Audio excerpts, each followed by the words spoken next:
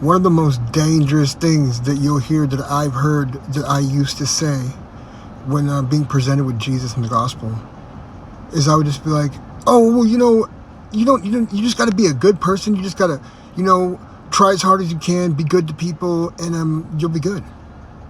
Because when you logically try to work it out and you end up building a Jesus in your mind, that's what makes sense, right?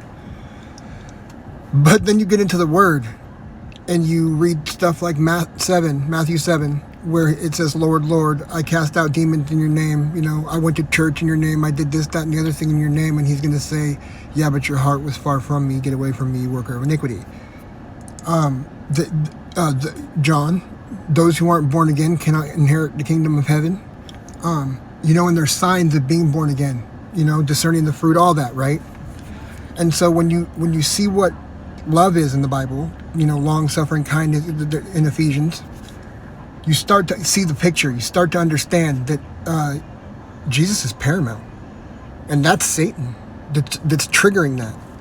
Because without Jesus, we're up Poop Creek with a paddle this deep. You know what I mean? Like, it's hopeless. And I'm not saying that because I think so. I'm saying that because I know so.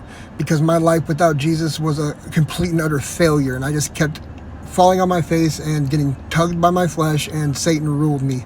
And he worked it with what I might lose out on, or the control or comfort. But then I had an encounter with Jesus, and jumped in the Word and really started to seek him, and I found him.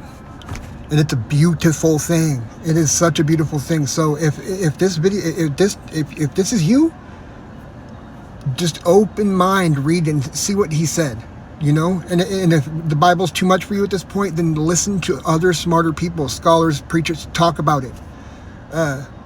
Seek and you will find.